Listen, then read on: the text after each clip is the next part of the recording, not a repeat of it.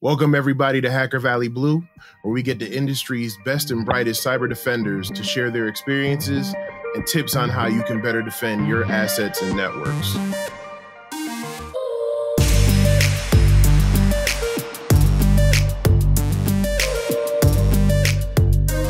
This season, I'm gathering some of the very best blue teamers across the field to form my all-star team of defenders who will use their talents against some of the biggest cyber threats that we face today. Join me as I meet with my team, learn about their origins, what drives them, and the pivotal role they play in the world of cyber defense. So without further ado, let's get to it. When it comes to IT and security, we can agree on two things. Complexity is increasing and manual asset inventory approaches no longer cut it. It's time to adapt. And that's where Axonius comes in. Axonius correlates asset data from existing cybersecurity and SaaS solutions to provide an always up-to-date inventory, uncover gaps, and automate action, giving you the confidence to control complexity. Sign up for a free walkthrough of the platform at axonius.com/get-a-tour. That's axonius.com/get-a-tour. And welcome, everybody. Ladies and gentlemen, everybody watching or listening. This is another episode of Hacker Valley Blue. I am your humble and gracious host, Davin Jackson. Thank you for joining. If you guys aren't familiar yet, this season's labeled The Defenders. I'm gathering my team of defenders from all around the cyber defense field. But this episode's a little bit special because I had to get someone to use our secret weapon. And of course, we know that this season of Hacker Valley Blue is sponsored by Uptix, but we had to get someone who can show us how to use this weapon, how to wield its power. And also, he has a very amazing beard, and I might get some tips offline about that. Ladies and gentlemen, please help me welcome my guest, Tyson Supasatit from Uptycs. Davin, thank you so much. And it's amazing that you got my name right on the first try. and I love your beard as well. I was, my brother is a barber, and he's been looking at my beard whenever we get together and asking, hey Tyson, can I help you shape that up? And now I know what it would look like if he did get his hands on it. It would look like yours because you have a very well-shaped beard. Yes, thank you. Yeah, you gotta take care of yourself these days. So again, welcome to the team. Welcome to Hacker Valley Blue. So glad to have you here. For those who aren't familiar with you, though, talk about who you are and how you got started. Yeah. I got into cybersecurity at my previous employer, Extra Hop Networks. I was with Extra Hop for 9 years. They started off as the guys behind the F5 Big IP version 9, which is like an application delivery controller. They were tearing apart network sessions and making load balancing decisions, and they realized, wow, there's all this data on the network. Maybe we can do something with it. So they started off just like really broad, like operational issues, application teams, network teams. Increasingly our customers were using it for security use cases. So that's how I really got into security. We were learning about security, and they made a pivot to security. That's when they launched their RevealX product. So I learned a lot about network detection and response. And then a couple of years ago, I had the opportunity to move over to Uptycs. I kind of focused on the endpoint side, and now expanding into cloud workloads and cloud infrastructure and stuff like that. So that's how I got started. Yep. So thank you for sharing that. But when doing some research on you, you actually have a really interesting route into cybersecurity. A lot of us, get in from, coding or starting doing like help desk or SOC analyst or something like that. You actually started your career as a writer. Yeah. And I think that's very interesting because one of the things that we talk about in cybersecurity is transferable skills. And, and there's a lot of people out there who feel like, oh, I don't know how to get into cybersecurity. I don't have the skill set. So talk about your experience of how you were able to take your skills as a writer and then move into this competitive field of cybersecurity. Yeah, great. So I graduated with a BA in English literature, which is, but in the university, I also worked at the help desk, in the computer labs, and they taught us about things. I learned some things about Unix and systems. The University of Washington, they developed the Pine email client, which is like a text based, client. So we were working with that, and then my first job out of college was a little bit technical. I was writing news summaries for the Association of Computing Machinery. So computing science professors all around the country. So writing skills are actually very needed in, I think, all fields, especially in cybersecurity. You need to be able to cogently put together an argument, or explain your thinking, and make get what's in your head into other people's heads, and writing is absolutely key to that. But I'm also helping people come from the other side. So recently, on my team, I've hired people uh, with the cybersecurity practitioner background, or maybe I'm also interviewing people who have just graduated with a recent, cybersecurity degree, or just a number of certs, and they want to get into the field. So, and I'm having those people do technical marketing. What's called technical marketing. So it's a lot of like putting together, product demos, writing blog posts, acting as subject matter experts for the rest of the marketing team, having people from like who are in the cybersecurity field um work in marketing is really valuable, because we can start to better express how our product can meet the different types of day-to-day needs that people are facing, as practitioners. That's very interesting. Actually, there's two things that come to mind when you mention that.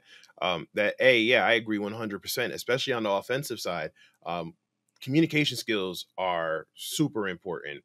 I tell people all the time, it's great that you can, pop shells and gain root privilege and pwn machines all day, but if you can't speak to it, or you can't write down how you did it, or your proof of concept, 9 times out of 10, it's not going to get you anywhere. It's not, if you can't show impact, or you can't explain to some executives how this can affect their company, or how much money they stand to lose, or explain your proof of concept to like a bug bounty. I tell people all the time that you can learn the technical skills. Anybody can learn the technical skills if they have that mindset to do it.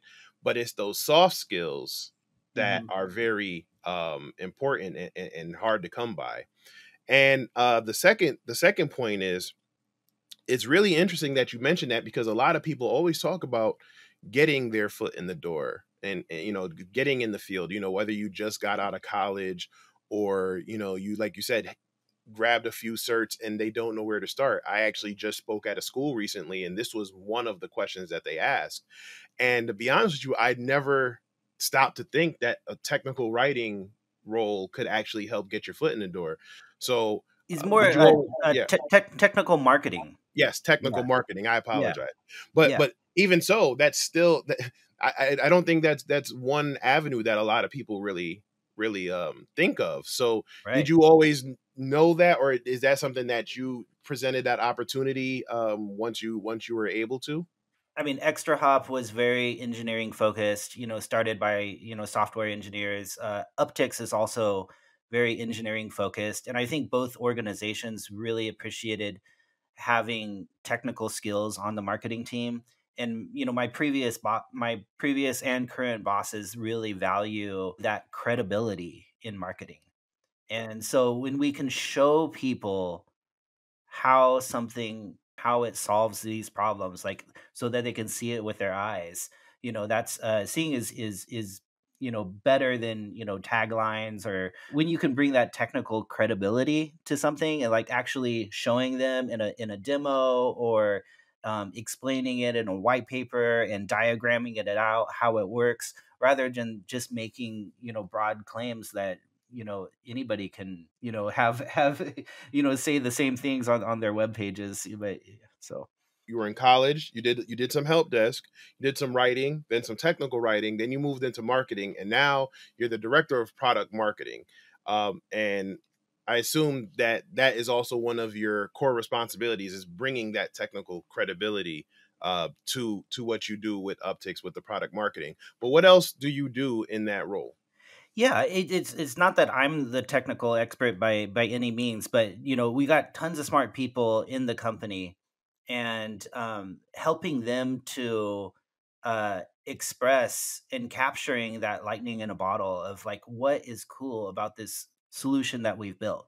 What, or it might be capturing how our really smart customers are using our product, and maybe they're doing it in ways that we hadn't thought of before. Actually, I'm just working with the customer success team to we're starting a use case library, because there's so many things you can do with the Uptix platform, and so many inventive ways that we hadn't thought of, integrations that you can build. Is not me knowing the ins and outs, but being able to understand what is special about it, and then telling those stories and helping other people understand how it's going to make their jobs easier. Interesting. I like the fact that you're giving the opportunity for people to develop these use cases and then create a library, because a lot of times when dealing with vendors or dealing with certain tools, a lot of people don't know that there's this component that probably could make things a lot easier had they known it existed. I've been on teams where we've had tools in the past, and literally like a year and a half to 2 years after, we're sitting there and we talk to a rep and they're going, well, why didn't you just use this? And we're like, wait, why didn't anybody tell us this? This would have saved us thousands of dollars because we didn't know it existed here, and we end up spending that money Yeah, to get yeah. another to another vendor to satisfy this thing that you're telling us was here all the time. So I think that's really smart and really helpful that you're going to build that use case library. But one of the things that I also see you've done recently is you've done a lot of work with the MITRE Defend platform. So a lot of us know what the MITRE Attack platform is, or and those standards. But the MITRE Defend is fairly new. So talk about your experience with that and what you do there. Yeah, so at Uptix, we're a big fan of Attack. We've participated in the evaluation rounds for the last 2 years. The results for this round are going to be coming out very soon, and we've also incorporated it into our product such that we have over 1,000 different behavioral rules mapped to attack tactics and techniques and sub techniques. When we show the detections, we map it to the visual framework. You can see, and so Attack has been great. You imagine like where we were, I think like in 2013 or 2012, like before Attack framework came out. Like you had the Lockheed Martin cyber kill chain, that said like exploit and this and that, but it didn't get into the details. It didn't like enumerate like exactly all the different ways that you would go about these steps in the kill chain. When Attack came out, it started to get like really granular, and it wasn't just the MITRE team that was saying this was community driven, and it was actual observations in the field. So if you go into, the Attack framework and you dig in, they have documented things like this is where we've seen this, and these are the threat groups that we've seen, you know, use these behaviors. So Attack has been immensely helpful, I think, for the cybersecurity industry, both for practitioners or end users, and for vendors as well, because we can it's not just you take our word for it, but we can participate in the evaluations and show our different types of capabilities. And we're talking about apples to apples. It's we're talking about specific types of techniques that we can detect. Now, you asked about MITRE Defend, because attack exists, now we can say, okay, for these very granular attack techniques and sub techniques, what can we do as defenders, as blue teams, to implement countermeasures that are going to either prevent or disrupt or deceive these things? And what they do with defend is attack is focused just on detection. But with defend, it's broader. So they have the categories that they have. I'm looking at the site now. They have harden, so it's like doing things ahead of time to make it harder to exploit. Then they have detect, the countermeasures for detect. Then they have isolate, deceive, and evict. It's much broader than just the detection, and I think it's going to be immensely valuable, again, for both end users and for vendors, to be able to use a common terminology, to be able to use, okay, when you talk about this, what exactly are you talking about? And being able to describe it at that level. No, I agree 100%. I think everybody should take a look at the attack and defend frameworks, because, like you said, it really breaks it down, especially the attack framework. It breaks it down into simple steps, right? It's almost Right. like, I don't want to say color by numbers, but I mean, it like you said, it's so much easier to follow when you can literally see the step by step. And yeah, the logical step would be to come up with the defend framework, which would then show how to defend against that. And I'm very interested to see how, teams moving forward kind of incorporate that into what they do.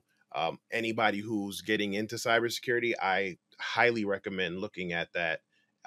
Even if you're a veteran in cybersecurity, always reference it and look at what's going on, because there might be something that you missed, or there might be something there that you didn't quite think of, that can help you either attack or defend. No, no pun intended. Yeah, yeah. Uh, I'm really excited to talk about this with your audience, because it is still early stages for the Defend framework. yeah, They just released it publicly last summer, and they say they're really upfront. They say this is still in beta. So what they're doing is they're working with sophisticated organizations who have been asking for this, and because it's like it's an ontology, and this is where I start to get out of my depth, but it's like saying like, okay, a deer has like cleft hooves or and chews cud and has horns, and like those different things, and then there's other animals that have horns but don't have cleft hooves, and so that those types of things. And so right, they're using like really sophisticated organizations are starting to use this, and then they're providing feedback, and then at some point they're going to say it's out of beta, I guess. And that's when I think we're really going to start to see it gain steam. I'm excited about maybe possibly working with my product teams to see how we can incorporate defend. Like maybe if we have a detection, we can, and it shows the techniques that are used, that we detected. Maybe we could like suggest, okay, these are the countermeasures that you might want to implement, for to like evict it or to harden against this in the future. right. Who knows what, maybe you could have like even like auto remediation, capabilities, to so it's I think it's pretty exciting. I think it's good just for people to get on their radar and like kind of understand, oh yeah, the same way that attack helped us to have a common vocabulary around attacker, techniques, tactics, and techniques. Now we can have the same common vocabulary around defensive countermeasures, and Yeah. I think that's really, when we talk about all the money that's being spent in the cybersecurity industry and where are the tangible results. I think it's things like this that might help us to actually improve things. Yeah, and as well is definitely needed. I think it's an exciting time to kind of get into it. You know, like you said, it's in beta stages now, but you're seeing it from the ground up. You're seeing it build from the ground up. And for those who have the opportunity to kind of, you know, incorporate themselves with it, or, you know, become familiar with it now, you know, in 5 to 10 years, when it becomes, you know, as big if not bigger than the attack framework, you know, a lot of those people will be in a very good very good position because they'll be very familiar with it. And with the advancement of attacks and things that you see going on every day with ransomware and phishing and everything, I think a defend framework is right on schedule. I Yeah. think it is definitely needed. And you know, I'm looking forward to seeing what the team comes up with. You've alluded to this a couple times and you've touched on it. We talked about you working at Uptycs. You know, I'm going to go into the spiel. I'm sure you already know what Uptycs is, and we're going to get to that in a second. But Uptycs provides the first unified cloud native security analytics platform that enables both endpoint and cloud security from a common solution to enable security professionals to quickly prioritize, investigate, and respond to potential threats across a company's entire attack surface. By unifying visibility in a single tool, security operations analysts can focus on one tool set and interface to improve productivity and efficiency. That's what I kind of break down when I get into Upticks. But, you know, again, you being the wielder of the secret weapon on my team, why don't you give us a quick rundown of the Uptick solution? Yeah, yeah, I'd love to. So Uptix started off building off of the OS query. I mean the OS query open source project. So Yeah. Facebook developed OS query and released it in 2014. You know, mainly focusing on Mac and Linux. That's what they needed to do. The community added support for Windows, and it's been growing since. You know, there's hundreds of SQL tables available for each of those platforms. So what OS Query does is, you know, is a little very low footprint, you know, piece of software. You install it on your system, and it's going to be kind of just monitoring like all the activity, the system activity, you know, and collecting the telemetry. And what's special about it, it stores it in a structured framework, and that structured framework happens to be SQL, you know, which is the most commonly understood query language in the world, you know. So it those get stored in SQL tables. Now that's all OS query is. It's just that piece of software. It doesn't have a UI, it doesn't have a management plane, none of that. So you know, organizations that you know, they love the idea, the concept, but they started to, you know, build their own. They ran into scaling issues. They ran into, you know, well, we'd like it to do maybe remediative actions as well, but it doesn't because it's just read only, you know. So that's how Uptix came in. We've built a SaaS backend that, you know, is very scalable, deals with streaming analytics. Our co-founders came from Akamai, you know, and before that, Sonos Networks, where you know, they're used to building those types of CDN type backends to make very quick decisions on large volumes of data. So as that SQL structured telemetry is coming into our system, we can analyze it in real time. And if we see something, you know, then we can collect correlated information and then give you the real time detections, like, you know, within seconds. And then also we're storing all of that data on the back end, in a data lake for historical look back. And so what's special about it is that it's not just looking at like detections and telling you when something's wrong. It's really storing all of the system data that that is going on, so that you can go back in time and say, okay, we didn't know about this particular exploit, right? But now we do know about it. Maybe we can go back in time and see, has this been on my network, you know, in the past, you know, things like that. Or for example, for like log4j, when that came out, Like our customers were able to very quickly query all of their hosts, all of their containers, all of their laptops, everywhere that they had the agent installed and or observing, and ask, do we have any Java processes that are running the this log4j library? So in which versions, so they were that way they were able to get an inventory of all the systems that they needed to patch or update, and then prioritize those. So it's the reason I'm excited about it is it's really like a data platform for your security, observability, telemetry. So we started with OS query, but we've extended the concept to other attack surfaces. So, for example, Kubernetes systems. So we have a project called KubeQuery. It's also open source. We've made it open source, but Uptix uses that to gather data from the Kubernetes systems. Like, it's the control plane for your containers, right? And then we've done the same thing for your cloud infrastructure. So we have a cloud query product, and it's taking the telemetry from the cloud providers APIs, and then again structuring it in that SQL format, and it's all there. You can write all kinds of crazy queries, to ask anything of your cloud infrastructure, of your Kubernetes systems, of your endpoints. Like, that's where I get back to the use cases, because, like, well, what does it do? Well, it's quite a bit. It's a lot of things. Yeah.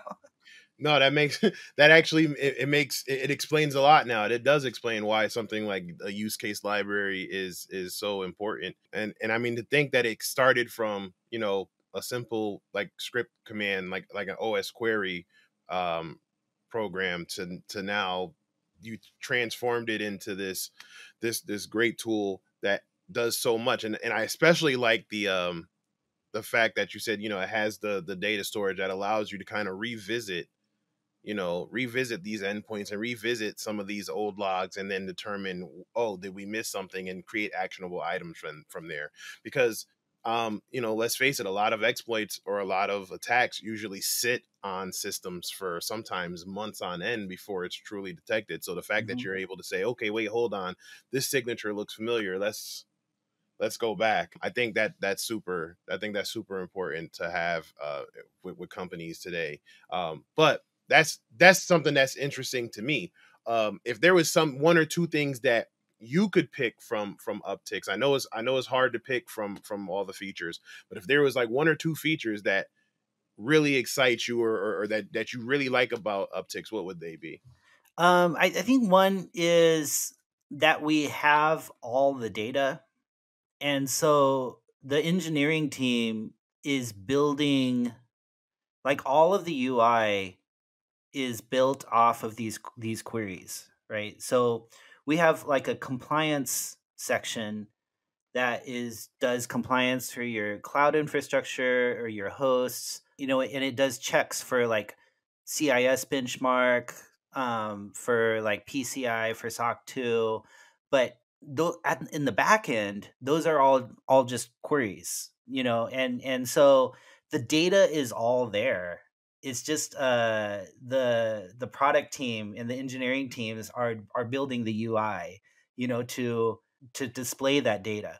So I'm kind of excited. It's like knowing what's possible and seeing the progression of the product. They've done a great job with detections, like the detection UI. Yeah. They have not only like the process, but the ancestry list, and they can use it to draw out like graphs, process tree graphs, showing exactly what the attacker is doing, what files they've touched or deployed, what they're reaching out to, what other systems they're jumping off to. Well, we're getting ready to uh roll out a cloud infrastructure entitlements product that shows you, like, in your cloud, like who has access to which types of resources based on their entitlements, or based on the roles that they have or the groups that they're part of.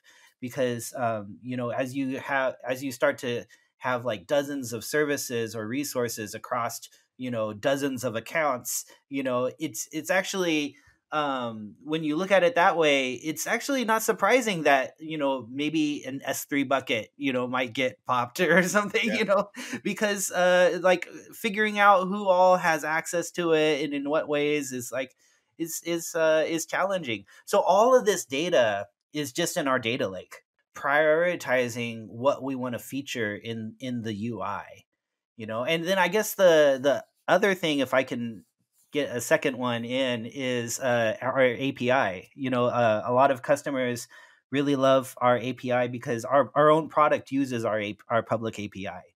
So getting the people who really like data and be and know what they want to do with it, we give them access to our API, and then they can go to town. They're using it for their own machine learning systems, to be able to like baseline behaviors. And See, now you're speaking my language, because for one, as an attacker, the first thing that we usually try to look for is privileged accounts. So, so that feature that you're coming up with is definitely going to make things harder if you're able to kind of look at it and go, hey, hold on, this account shouldn't have all this access. Let's reel this one back in. But yeah, but my specialty now is basically API security and API pen testing. So that's also an interesting component in there as well. But thank you for that answer, and again, thank you for your team at Uptix for sponsoring this episode and this season of Hacker Valley Blue. And if you want more information on Uptix, go check out uptycs.com. That's uptycs.com. Tyson, one thing that you talked about earlier when we were talking about the MITRE Defend framework is the possibility of incorporating that into a tool like Uptix. How powerful would that make that tool if you're able to bring in this framework with all these steps to detect and evict and everything into something like Uptix that already has all this data? Like, what kind of powerhouse would that be? yeah, that's why I think as an organization, Uptix is really interested in the Defend framework because, again, yeah, we love attack. We're participating in the attack evaluations, but that's just for detection. But the blue teams care about much more than just detection. They want to harden the systems. They want to possibly deceive or do some response. It's a different way of thinking about it. Like when you're looking to like for third party validation of this product that you're buying, you might look at like an analyst report or where they are in some magic quadrant or something like that.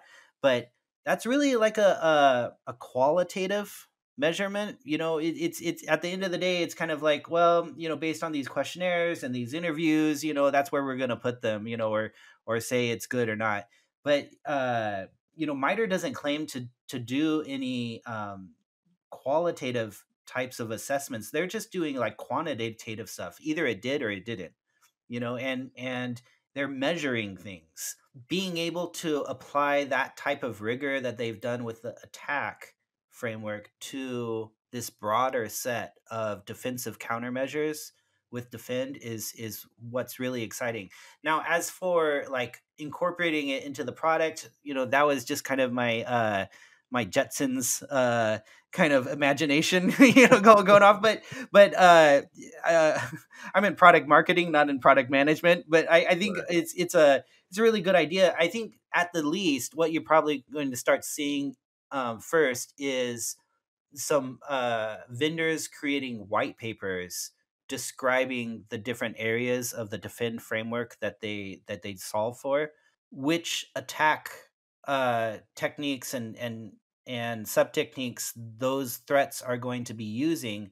And then now I can use the tools available on the MITRE website to understand, get a list of the types of countermeasures that I can implement to to harden my systems or to enable detection or so forth against those threats that I'm looking at. And so with all of this, it really should, make the buying process for cybersecurity technologies a lot more straightforward. And you should be able to express to the business, like, this is why we're spending this money, because this is what our threat profile looks like, and it represents this much risk to the business. But if we buy this, we have this much coverage. So that's why I think, it's unique. It's Yeah. something that we're excited about. I'm excited about. No, absolutely. And like you said, I think having something like that would pretty much explain itself. Like, when you go into these board meetings, or you go into management and you're trying to justify, why you need this tool, or why to justify the cost of it. But if you can say, hey, look, it's it's being backed by a framework used by the community that is constantly being updated, and we can use it. I think it's almost like it's a no-brainer. And again, it's a no-brainer because one of the things that cyber defenders and blue teamers want to do is either defend it, or if there is a breach or there is an incident, put all those pieces together to figure out what's going on to remediate that issue. And I Mhm. think something like the MITRE Defend framework will help put those pieces together and help with some of those challenges. I've had a lot of guests on here who talk about, that moment of putting the pieces together is very similar to like when the offensive side or red teamers, pop a shell or get root access on a machine. The blue team has that same euphoric feeling of putting the pieces together. And now something with the MITRE Defend framework, I think, would actually help, make that process run a lot smoother. What are Mhm. your thoughts on that? From what I've read about the MITRE Defend team, they're in the same way they're looking for examples from the field of attack TTPs. They're going to be looking for things like patents and evidence that these countermeasures actually work. Yep, absolutely. And for those again who want more information about the MITRE Attack and Defend framework, we're gonna put the information in the show notes. So please go check that out. Please read up on it. Again, highly recommend. Even if you're on the opposite side, so if you're on the red team, go read about the Defend framework. If you're on the blue team, go check out the Attack framework. It will help tremendously and everything that's going on. You've had an interesting journey into this field and everything that you're doing with MITRE Defend and Uptycs, and also helping people get into the field through doing technical marketing and things of that nature. What recommendations would you give to people who are just starting out or feel that they have an interest in doing cybersecurity or cyber defense for that? Yeah, I think in addition to looking for a position like as an entry level analyst, do some searches for technical marketing. So it might be like a technical marketing manager or a technical marketing specialist. I think every cybersecurity company is going to have a technical marketing team that where somebody with a new degree or some certs or some practitioner experience that's looking for something different, they can get in on. And the advantages of working at a vendor is that you're going to be exposed to a lot of different organizations, because those, ideally your customers, you're going to be understand, or the prospects, and you're going to understand like what they're looking for, what they're asking for in their POCs, what they're asking your customer success team for help with. And so it gives you a very broad view of the industry, whereas you may not get the depth that you would, working as a practitioner, where you're deep diving into a particular problem. So it's yeah, I mean, uh there's lots of opportunities on the vendor side, so that's what I would want to leave your audience with. Absolutely, and like I said, I'm definitely a path that we don't talk about enough is checking out the vendors and checking out technical marketing. I think, like I said, now that you say it, it's almost like I'm slapping myself. Like, why didn't I think of this before? It's actually brilliant, and it would actually teach a lot of things that we just talked about earlier, like those written communication skills. So again, thank you for sharing that gem of information. I'll be sure to take that with me moving forward when I talk to more junior folks or people looking to get into the field.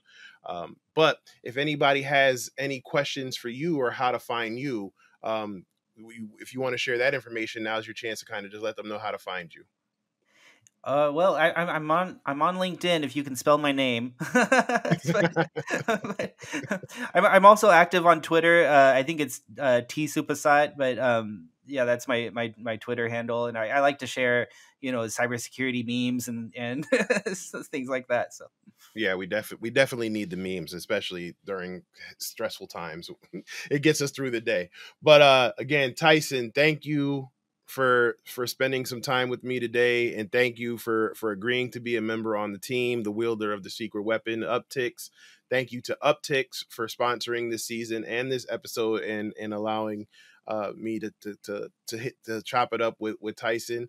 And again, thank you to you, the viewer and the listener, for supporting the show and supporting Hacker Valley Media. So until next time, please remember to stay safe out there, and we will see you next time.